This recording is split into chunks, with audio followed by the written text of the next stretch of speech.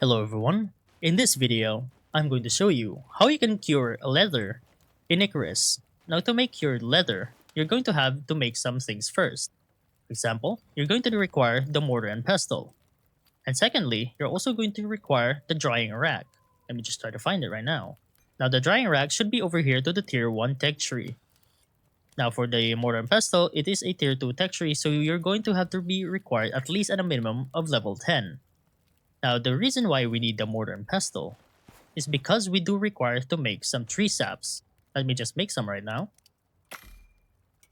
Alright, once it's done, go over here. And I have some leather on me already. Alright, now over on the drying rack, approach it and interact with it, and you can make leather through here. As you can see, at least 6 pieces of leather and 2 pieces of tree sap can make cured leather. So I'm just going to place this down.